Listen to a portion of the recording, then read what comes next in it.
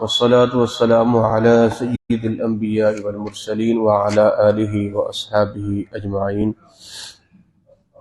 وعن أبي موسى الأشعري أن النبي صلى الله عليه وسلم قال إنما مثل الجليس الصالح ومثل جليس السوء كحامل المسك ونافخ الكير أو كما قال عليه الصلاة والسلام.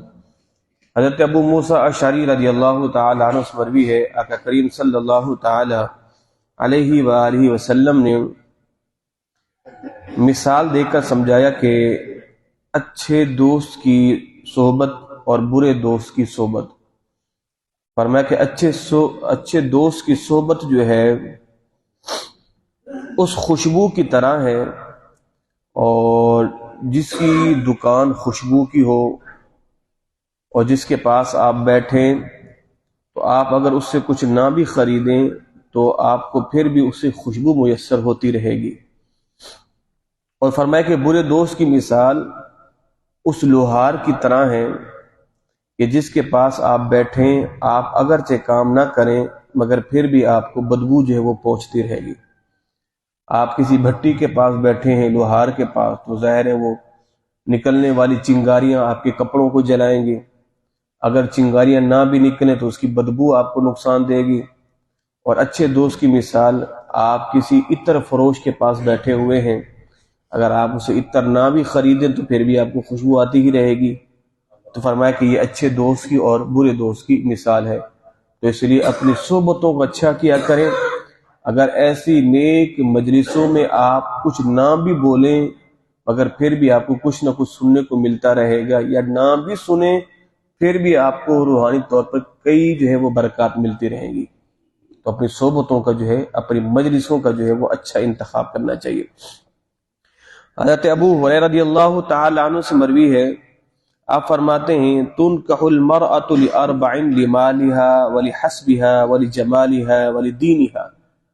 حضرت ابو ہریرہ رضی اللہ تعالی عنہ سے مروی ہے کہ آقا کریم صلی اللہ تعالی علیہ وآلہ وسلم نے ارشاد فرمایا کہ عورت سے جو نکاح کیا جاتا ہے وہ چار وجوہات کی بنیاد پر، یا تو عورت کے مال کو دیکھ کر اس سے نکاح کا پیغام بھیجا جاتا ہے، یا پھر عورت کا حسب نسب، اس کا عالی خاندان ہونا، یہ چیز دیکھ کر اس کو جو ہے وہ رشتے کا پیغام دیا جاتا ہے، یا پھر جو ہے اس کا مال دیکھ کر، مالدار ہے یا وہ خوبصورت ہے، اور چوتھی چیز یا وہ دیندار ہے.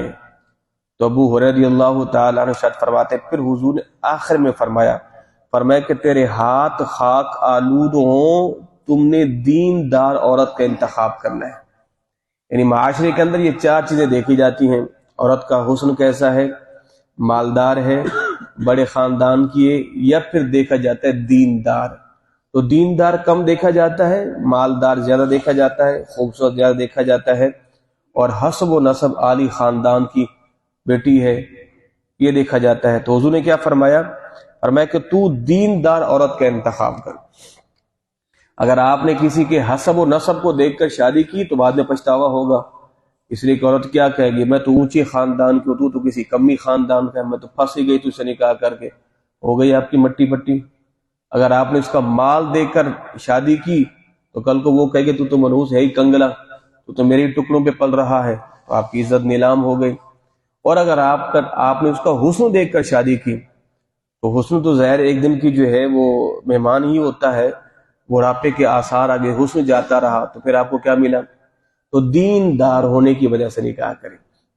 حضرت امام حسن رضی اللہ تعالیٰ عنہ کے پاس ایک شخص آیا، حضرت میرے پاس میری ایک بیٹی ہے، میں اس سے بڑی محبت کرتا ہوں، اس کے رشتے آ رہے ہیں، تو بتائیے میں رشتہ کہاں کروں. تو آپ نے کیا خوبصورت مثال دی. فرمایا کہ رشتہ وہاں کرنا کہ جو اللہ سے زیادہ ڈرنے والا ہو. رشتہ اس کو دینا جو اللہ سے زیادہ ڈرنے والا ہو. ظاہر ہے اگر وہ اللہ سے زیادہ ڈرنے والا ہوگا تو تیری بیٹی کی تعظیم و توقیر کرے گا، اگر ڈرنے والا نہیں ہوگا تو پھر نفرت ہی کرے گا. تو رشتے کے حوالے سے دیندار کا ہونا جو ہے وہ ضروری ہے. یہ تو لڑکیوں والوں کے لیے اور لڑکے کے لیے بھی ہے. ہاں اگر انتخاب کرنا ہے تو لڑکے کا بھی دیندار ہونے کا انتخاب کرو اور لڑکی کا بھی دیندار، اس لیے کہ اچھی مائیں اچھی اولاد کو جنم دیتی ہیں، با اخلاق با کردار اور باحیا عورتیں جو ہوتی ہیں وہ پھر اولاد بھی ایسی جنم دیتی ہیں کہ جو وہ اپنی ماں کا جو ہے وہ مثل بنتا ہے۔ اب دیکھیں نا، ہمارے یہاں مثال دی جاتی ہے سرکار غوث اعظم رضی اللہ تعالی عنہ کے والد اور ان کی والدہ کی۔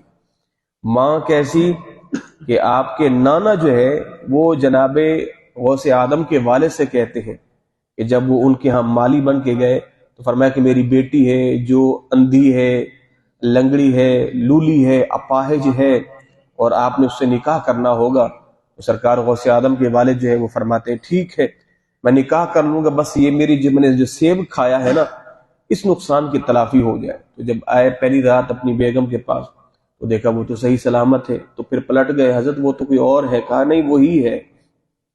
اندھا اس لیے کہا کہ اس نے آج تک کسی غیر محرم کو نہیں دیکھا، اور لولا اس لیے کہا، لنگڑا اس لیے کہا وہ آج تک کسی ایسی مجلس میں چل کر نہیں گئی جہاں پر غیر محرم مردوں کا جو ہے وہ اخلاط ہو۔ تو یہ خصوصیات آپ نے بیان کی۔ تو جب ماں ایسی ہو اور باپ ایسا ہو تو پھر پیدا ہونے والا غوث اعظم ہی ہوتا ہے۔ تو مائیں اچھی ہوں تو پھر اولاد بھی۔ اس لیے کہتے ہیں نا کہ اپنی خواتین کو دین پڑھاؤ، خواتین دیندار ہوں گی تو آپ کی اولاد بھی دینداری پیدا ہوگی، اگر خواتین دیندار نہیں ہوگی تو پھر اولاد بھی ایسی جو بدبخت پیدا ہوگی۔ اللہ اکبر۔ حضرت ابن عباس رضی اللہ تعالی عنہ سے مروی ہے، وہ فرماتے ہیں کہ جناب جبریل جو ہے وہ حضور کی بارگاہ میں ایک عرصے تک نہیں آئے، ایک عرصے کے بعد آئے تو حضور نے فرمایا اے جبریل تم کیوں نہیں آتے ہماری زیارت کو؟ تو جناب جبریل کیا کہتے ہیں، اے اللہ کے رسول میں بھی آپ کے دیدار کا مشتاق ہوں، مگر اللہ کا حکم ہو تبھی تو آؤں گا نا۔ اس لیے کہ جب سرکار سے قصہ ذوالقرنین کے بارے میں لوگوں نے پوچھا تو جناب جبریل کو آنے میں یعنی آپ نہیں آئے، 20 دن 40 دن بعض 15 دن کے بعد وہی لے کے، تو حضور فرمایا جبریل تم آتے نہیں ہو ہماری ملاقات کو؟ حضور میں بھی آپ کے دیدار کا مشتاق ہوں، مگر رب کی اجازت ہو تو ہی میں آ سکتا ہوں۔ اللہ اکبر۔ جناب آدم علیہ نبینا علیہ الصلوۃ والسلام کے پاس جناب جبریل 12 مرتبہ آئے تھے، جناب ابراہیم کے پاس 40 مرتبہ، جناب عیسیٰ کے پاس 14 مرتبہ، جناب یعقوب کے پاس 22 مرتبہ جناب جبریل آئے۔ میرے اور آپ کے نبی صلی اللہ علیہ وسلم کے پاس جبریل کتنی دفعہ آئے؟ 24,000 مرتبہ آئے، 24,000 مرتبہ، یعنی 24,000 مرتبہ جبریل حضور کے پاس آئے۔ اور ان انبیاء کے پاس کسی کے پاس 40، کسی کے پاس 14، کسی کے پاس 4 مرتبہ، کسی کے پاس 20 مرتبہ، اور 24,000 مرتبہ حضور کی بارگاہ میں جبریل آئے۔ اور حضور فرماتے جبریل آتے کیوں نہیں؟ کہ حضور آنا تو چاہتا رب کا حکم ہوگا تو ہی تو آؤں گا۔ اللہ اکبر۔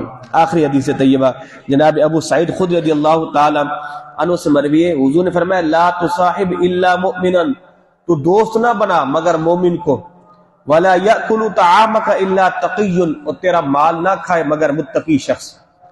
نیک آدمی کو دوست بناؤ اور آپ کا مال بھی متقی نیک کھائے، آپ کا مال کی بدبخت نہیں کھائے، آپ کا مال گناہگار، یعنی اپنا مال کھلانا ہے نیکوکاروں کو کھلاؤ، بدکاروں کو نہیں کھلاؤ، اس لیے کہ وہ کھا کے جب جائے گا کم از کم دعا تو کرے گا نا۔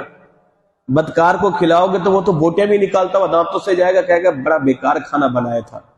اس لیے دوست بھی نیک بناؤ اور کھانا بھی نیکوں کو کھلاؤ، بدکاروں کو کھانا نہیں کھلاؤ، اس لیے کہ نیک اللہ کے محبوب ہوتے ہیں، ان کی ایک دعا آپ کا بیڑا پار کر دے گی۔ اللہ اکبر۔ اللہ عمل کی توفیق عطا فرمائے۔